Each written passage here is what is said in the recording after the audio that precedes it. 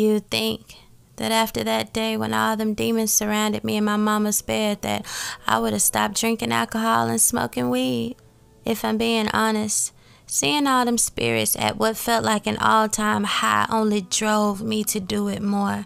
Of course, I know now that weed and alcohol was giving me a false sense of peace. But back then, it seemed like the only time I had peace or I wasn't seeing things in the spirit realm was when I was high or intoxicated. So I made sure to stay that way. One day, I was at the studio with Uncle P, and I heard him and Sadie talking about Jimi Hendrix, Janis Joplin, and even my old girl Amy Winehouse, who was one of my favorite singers back then. They were talking about how they were all a part of this 27 club and how all of them died young at the age of 27 and how they were amazing and in their prime and should have still been living and creating art. I thought to myself after hearing them speak about this 27 club, man, how cool would that be to become one of the greatest artists that ever lived and die at the age of 27, just out of the blue, no warning or nothing. I would go down in history like an Achilles or somebody great and be remembered forever. I even smiled while I meditated on it. I thought about dying young so frequently that one day I happened to say it around my mama. Mama, you know I could just sing and win a few awards and I'd be okay if I never got married or had kids and I just died young. Child, my mama went to rebuking and trying to cast the devil out of me after I said it. The crazy thing is, we weren't even in church at that time, but my mama knew enough about God to know that what I was saying was absolute foolishness and that that was not the will of God for my life. And for her life either. One thing she always said to us growing up was how she never wanted to bury one of her own children. It ain't right for parents to have to bury someone they done gave birth to. That's just not the way it's supposed to be, she would say. But still, in the darkness of my mind back then, I thought death would be so much better than living. And even though I didn't say that to her like that again, in my heart, I secretly wished for it and I meditated on it daily. And every day that I did, I brought death closer and closer to my door. Little did I know, my wish, the one I was harboring in my heart, the one that came out of nowhere, seemed like that wish of me dying young was about to come true. I was getting high with my brother one day on our way to the movie theater. We were going to see The Great Gatsby. We were so high that the people in the movie screen started to look like they was coming right out at you. We laughed all throughout The Great Gatsby and kept singing that old song they had playing in the movie. You know the one. Will you still love me when I'm no longer young or beautiful? I know you will. I know you will. We sang that song constantly. I loved it so much that I even downloaded it on my phone. It was something about it that just spoke to me. When the movie was over, my brother and I ran outside of this movie theater, jumped on top of my mama's car and danced like heathens, like we were some real theater kids. We hee-heed and ha-ha'd all the way back home, and to this day, I can't even tell you what that movie, The Great Gatsby, was about, nor do I even remember why my brother was in town that week. It was a little after his birthday, so maybe that was the reason. I wasn't sure why he was in town, but I was happy he was. It was always good to see him. We had so much in common, some of the same trauma, some of the same demons, and some of the same spirits trying to take us out and kill us both as children. He is the best big brother ever, and I love him.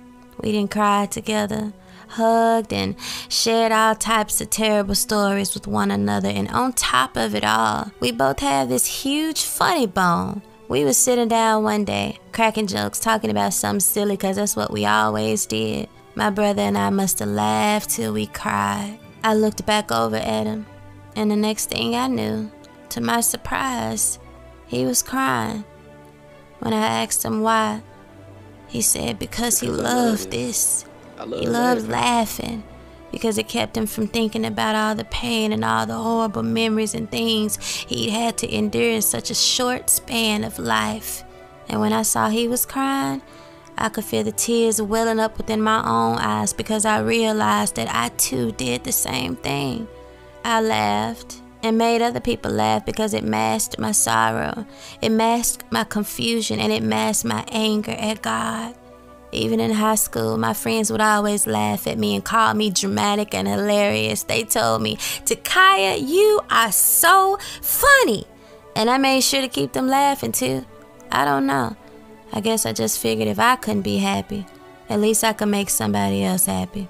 And my brother, he was the same way. After buying movie tickets to The Great Gatsby, dancing on that parking lot like wild fools, and singing that Lana Del Rey song over and over again, we decided to stop by the corner store to get us some more alcohol. When we came back to the townhouse, our mother was already sleeping, so we agreed to just stay downstairs and watch another movie so we wouldn't wake her. 10 minutes into the movie, my brother started to doze off. He'd wake up every now and again laughing at something the movie said, but for the most part he was asleep and he was trying to fight it. One time while I was watching the movie, he woke up out of his sleep and burst into laughter out of nowhere. Child, my heart beat so fast that I hit him on his leg and said, "TJ, just go to bed." But he didn't. He just stayed right there on the couch with me and dozed off again. Oh Lord, now here comes the snoring. I shook him. "Tim, just go upstairs and get into bed." He said, I'm up. Then 5 minutes later, here he go, snoring again. I thought to myself, if I'm gonna have to put up with this, the least I can do is go get me a drink and get tipsy to help drown out some of these bear sounds he got going on over here. And who knows, maybe after a drink or two I can fall asleep myself. As I walked back over to the couch, after pouring me a drink, I heard a loud grunt. I balled up my fists and I was about to hit my brother again to get him to be quiet. Except this time when I looked over at him, he wasn't snoring. So where was this loud sound coming from, I wondered. As I turned my head to the left and stared into the darkness of my kitchen, there was these two black demons that looked like dogs, and they seemed to be on a leash, but at the same time, they looked like humans too. I had never seen anything like this in all my life. Their eyes were vicious, and they were walking around in circles almost like a dog would do when he's chasing his tail, except they didn't look silly. They looked scary, and them demons, both of them, had their eyes glued on me. It was like they was locked in. They gave me a look that was as vicious as a lion who ain't ate in a whole month but know he's about to get fed. That's how they stared at me. And they smiled at me as they walked back and forth in these circles, almost like they was waiting to be released. I froze when I saw it, but I was so high that I couldn't even process it all. I just shook my brother awoke and said, "TJ, do you see them demons over there in the kitchen?" He told me no, and followed it up with, "Nah, you just done got too high, Takyah. Next time, don't smoke so much." He laughed, and when he finished talking to me, he simply rolled back over and went to sleep. When I looked back over to see if I still saw them, they were gone. The moonlight was now shining through the window over the dining table, and the kitchen was back to normal. 2 days later, I was going on about life as normal. I had just finished getting high in the downstairs bathroom, and I hotboxed myself in there so I could feel all of it. For some reason, I just remember waking up sad that day, and I couldn't make out why. But you know me, back then I ran from all my problems, so when I woke up in that state of mind, the first thing I thought was it wasn't none a little weed couldn't solve. So I grabbed that blunt, got my brother's lighter, and I even put a towel under the door and locked myself in the bathroom. When I came out the bathroom, I felt so strange, except the strangeness I was feeling didn't feel like it normally did when I got high. This time, I could feel the walls closing in, my breathing getting slower, and my head started spinning around the room. Takyah, are you okay? I began walking up the stairs to my bedroom, and all I could hear in the background was, "Will you still love me when I'm no longer young?" and beautiful. My eyes got heavy, and my bedroom had begun to get darker and darker, and it seemed like it was moving further and further away from me. What was going on with me? This ain't something I didn't ever felt before. I thought to myself, what kind of weed was this? My dog Napoleon must have sent some himself, because even he was following me around whimpering and crying for no apparent reason, and he's never done that before. All of a sudden, the music sounded like it had gotten louder and louder, but wasn't nobody in my room at the time to turn it up, so why was it so loud? I walked over to my bed, and I could feel my body getting numb. I grabbed my heart, my eyes rolled to the back of my head, and I passed out. When I opened my eyes only a few moments later, I sat up on my bed and heard some of the most demonic keys and chords I had ever heard playing. I noticed that I was still in my room, but the colors were magnified times 1,000. Blue was blue times 1,000. Yellow was yellow times 1,000. And what was this demonic music playing in the background? This wasn't Lana Del Rey anymore. It was something else. As I pondered it all, I looked up to the ceiling, and as this music was playing, these demonic chords I had never heard before, the whole ceiling turned black with flies, and the flies started to form a figure right before my eyes. These flies all came together, and when they were done coming together like a Lego puzzle, this dark snake-like spirit with long fingers and a green and red face with purple markings on them stared back at me. This was too real to be a dream. This was too real to be a vision. This was 1,000 times worse than that restaurant incident, worse than them black shadows showing up, and worse than all 10 of them demons taunting me that night in my mother's bed. This was worse than all of them combined. This was truly a nightmare. When I turned around to try to figure something out and see if I was asleep, and if I was gonna try to wake myself up like I had done before in my dreams. I turned around and saw something that no human who's living in sin, no atheist, no unbeliever would ever want to see. When I turned around, I saw my body laying there with my eyes wide open, my hand on my chest, and when I looked to the left of my body, my brother was screaming on my bedroom floor, shaking and crying, and I looked like a ghost, so I knew I was dead. I turned around in fear to see this spirit who just entered my room, because now I knew what was about to happen. Now I knew why he was there. All of them stories I'd heard about was true. All them sermons that I could hear playing over and over again in my mind was true.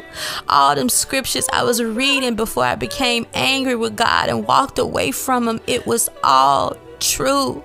And in my heart, I always knew it was true, but I was just too angry to hear about it anymore. My heart was too hard to have faith in what I knew was true. And in that moment, I realized how ignorant I was. Oh, God, all of it. It's real. It's actually real. When I realized what my fate was and why this demon had showed up, my spirit man took over. And in that moment, the Holy Spirit within me opened up my mouth and let out one final cry to the Lord, one final weep, and to the top of my lungs I yelled, Jesus! And I screamed it with all of my soul, with all of my mind, and with all of my heart. I screamed it from the very depths of my spirit, and when I did,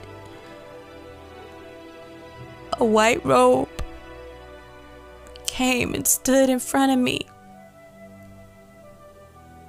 And this man's hair was brown and split down the middle, and his skin was shining like that of a god, and his eyes were orange like fire. And when he looked at me, I could see the very universe being formed when God said, "Let there be light." I could see the very galaxies and stars coming into fruition, and I could see him forming me in my mother's womb and placing me there to grow. And I saw him holding me in the hospital after I was born and rocking me in his arms as a baby. And I saw the earth come into something out of nothing. I saw the waves being held back by his word and the mountains rising up with just a thought in his mind. And I saw his love and his compassion for me. And when this God looked upon me, he looked at me like a shepherd would do a lost sheep. And I began to cry, staring back at this God who illuminated only light and love and peace and joy and stillness and compassion all in one. And as I stared at him, he stretched out his right hand for me and touched me on my shoulder with the palm of his hand. And I screeched out of reverence and fear for him because his touch was too holy for me. His touch was so holy that it felt like fire burning coal on my wickedness, and I could feel my sins in his presence, and I felt filthy. He was so clean, so pure, so gentle, so beautiful, so full of light. No, he was light itself, and I was in darkness. And that's why when he touched me, I jumped back and I screamed and shook before him. And as I shook before him, he said, Takyah, it's time for you to go, for you are not doing the will of my Father who is in heaven. When I looked back over at this demon, he was smiling and staring at me with his eyes gazed upon me. And I looked back at Jesus and said, please, Lord, no, I promise I'll do your will. I promise, please. Jesus smiled at me and said, will you tell them everything you saw? And I shook my head violently, declaring, yes, Lord, I will tell them. I will tell them everything. As long as I don't have to go with him, I'll tell them whatever you want me to tell them.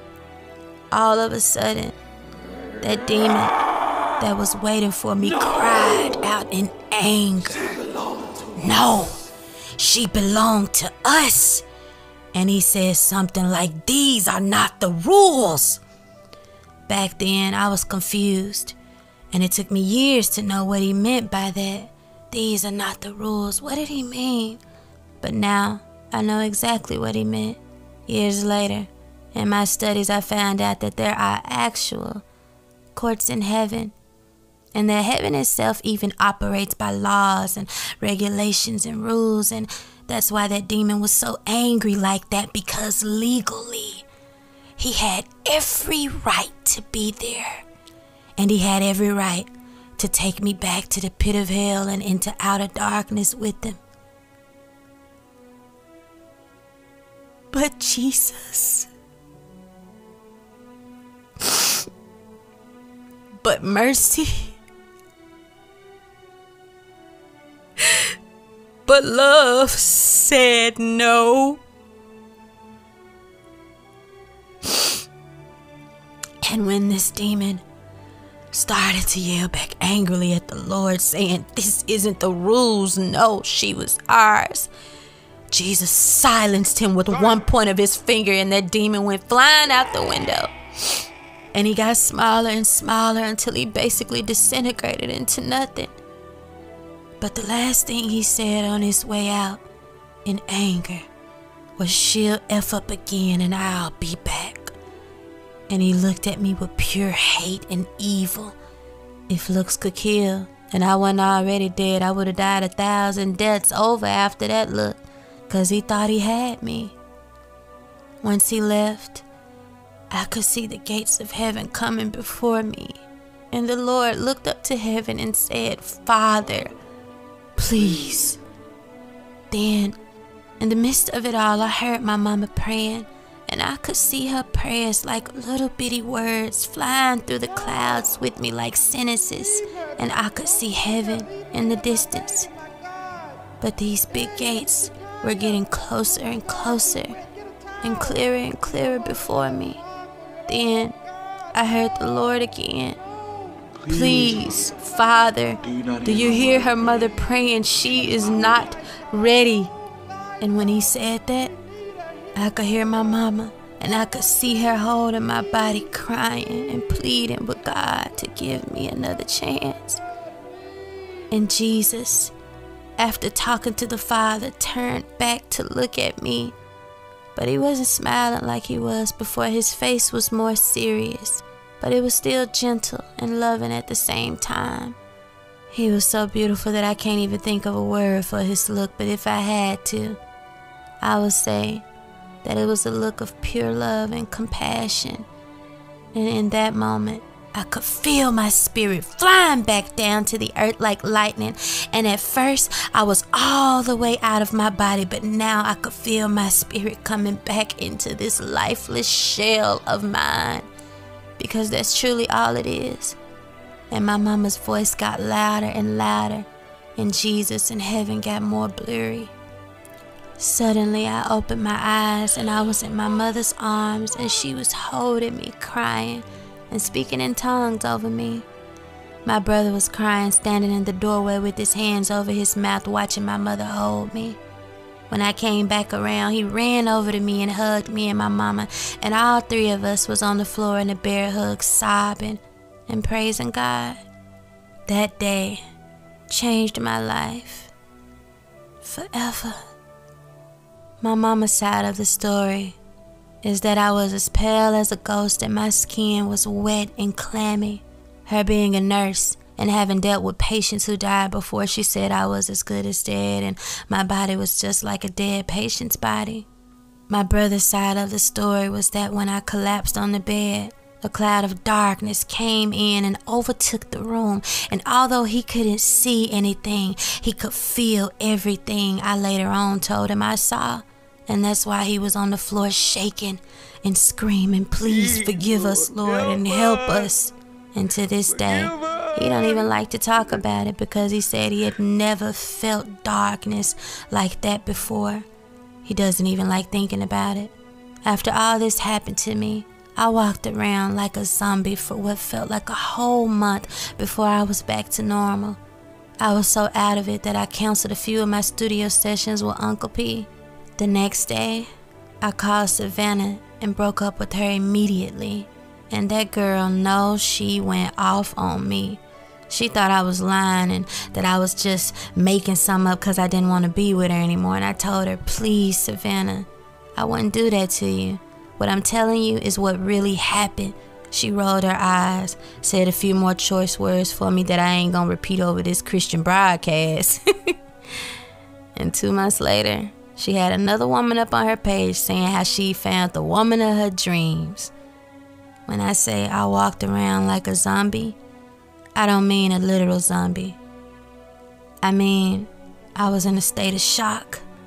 I remember being in the shower a few weeks after this happened, and I still wasn't myself. I was scrubbing my body to death, but I couldn't feel anything. Once you feel your spirit outside of your body and you step over into eternity, it makes this natural world feel like nothing. I shook and I cried for weeks, because all this time I thought that this world is what truly mattered. I thought that this life was what was real. But now I could see that all of it was utter foolishness, and none of it mattered. Not the awards, not the recognition, not the singing, not the performing, not the late night phone calls to my boo, not me writing songs, not people clapping for me telling me I'm finna be one of the greatest artists that ever lived. None of it mattered, and none of it can compare to eternity. In those few moments, I could feel eternity, and feeling eternity when you don't know which way you're going to go or how you're going to spend eternity is a very scary thing. It's a feeling that even now, with me explaining and trying to do my best to tell y'all how it felt, it still doesn't compare to the realness of that moment. And if any of you are doubting and you are somehow led to this post by the Spirit or the mercy of God, please hear me when I tell you, it's real. All of it. After this, the Lord's voice had gotten so much clearer, and I was back to spending time with Him again, except now it was intensified. I was seeing angels and light and glory and glimpses of heaven, and it was something I had never experienced before. I was basking in His glory, and I just wanted to stay there. I wanted to live there. That song Oceans by 𝐓𝐡𝐞 had just came out, and I must have played that song 1,000 times on repeat. I was sitting in my living room one day, and this was the first time I had ever fasted. The Lord put me on a 3-day water fast, and I didn't eat anything for 3 days. On the second day of this fast, I was sitting in my living room when the Lord just appeared to me out of nowhere in a vision. I fell flat on my face immediately and said, "Lord, why are you here?" He told me to stand up and that He wanted to show me something.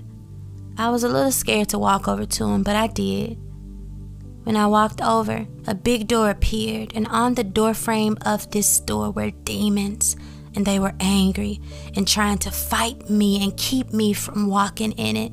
But regardless of what they tried to do, the door unlocked, and the key, a golden key, turned within it. When the door started opening, it was nothing they could do to keep this door from opening unto me, and in a matter of seconds, all of them, they vanished.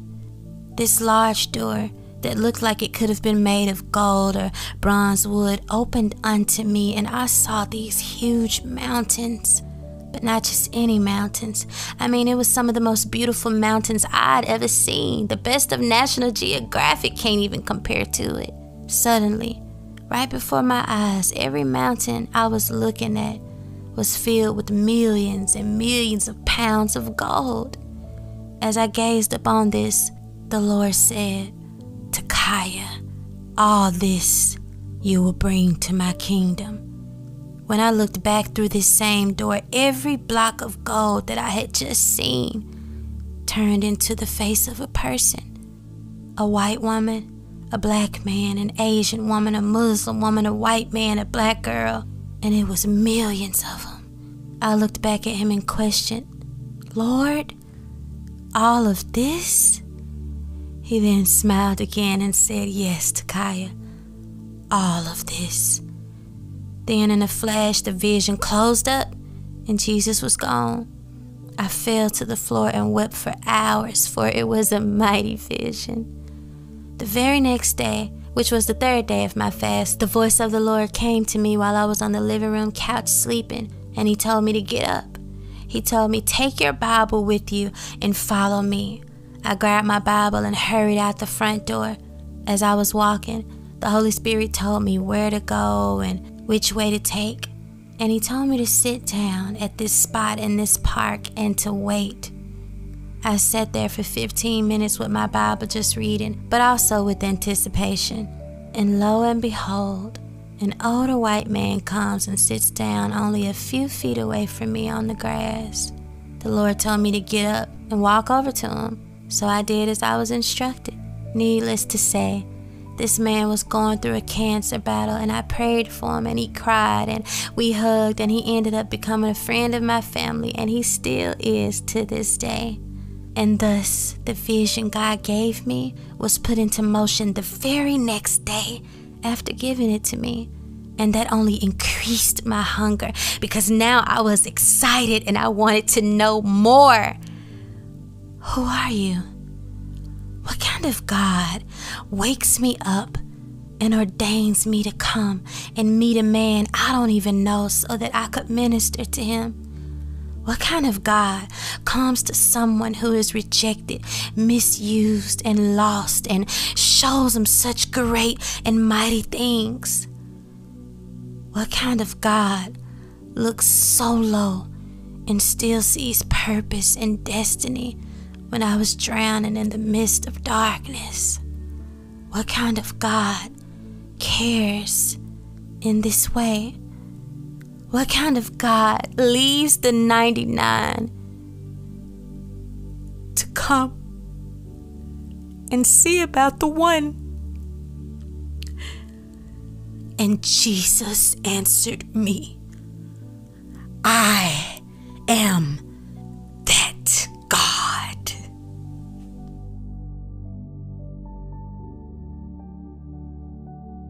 We're going to end this episode just a little bit different than we have all the others because I feel led to pray with you. If you are lost, if you are looking for answers, if you are unsure of which way to take in your life and you don't even know if Jesus is real, I want to pray for you. Father, may the person who's on the other side of this podcast feel you tugging at their heart even now, oh God. May they come to know you and your goodness. May they walk in their destiny and be everything you have called them to be.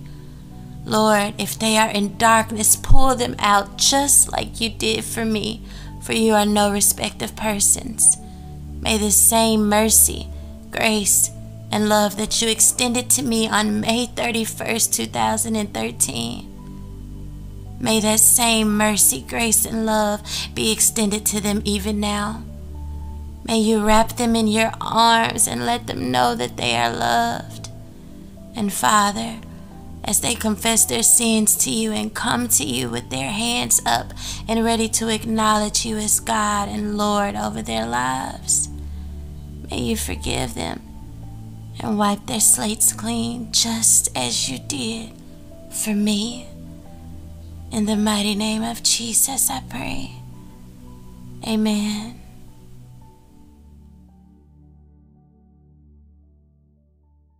Thank you for listening to the Godly Chick podcast. Tune in next Friday at 9 a.m. Eastern Standard Time to hear the continuation of Takyah's journey as well as her testimony. Don't forget to follow Godly Chick Ministries on Instagram, Facebook, Twitter, and YouTube at Godly Chick. That's GODLYCHIK. And always remember, when you know who's you walking with, it ain't hard to be a godly chick.